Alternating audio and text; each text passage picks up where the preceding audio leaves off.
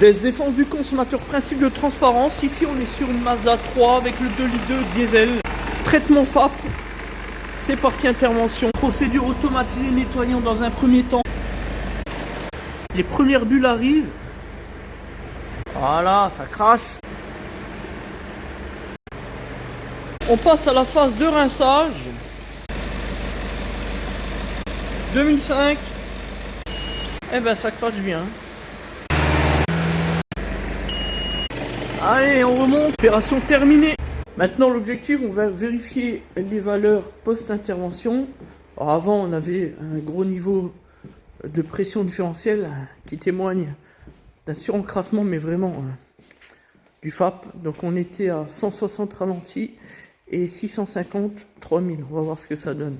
En rappelant qu'on a eu l'accord express du client pour l'intervention et qu'il était donc au courant de la difficulté de la tâche. Alors on a plutôt une très bonne nouvelle puisqu'on est à 45,50 alors qu'on était au triple au départ. Et à 3000 on a 220 au lieu de 650, 3 fois moins. Donc là on a une bonne nouvelle.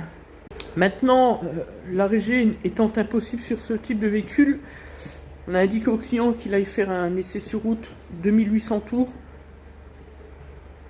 45 minutes, stabilisé.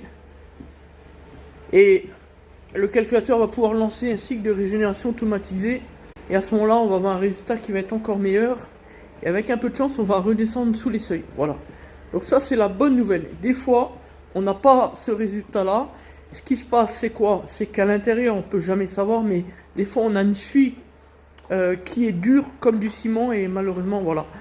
Et des fois, ben, ça se passe bien comme ici. Donc ça, c'est toujours les aléas de la dépollution moteur. C'est pour ça d'ailleurs que le prestataire n'est pas soumis à l'obligation de résultat, mais à l'obligation de résultat atténuée sur ces questions-là. À ne pas mélanger avec la question d'obligation de sécurité de résultat sur les questions de réparation après-vente, par exemple.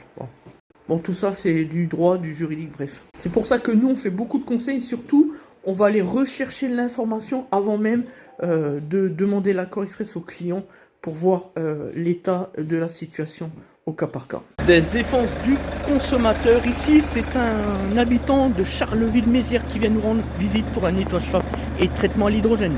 Très belle Peugeot 407 2 litres 136. Voilà quelle est la renommée qui est la nôtre. Il doit y avoir quoi, 200 km d'ici à Charleville. La classe, la puissance plus que pro. Enfin, on termine sur un nettoyage FAP. Devinez sur quoi? PureTech. C'est fini pour cette journée.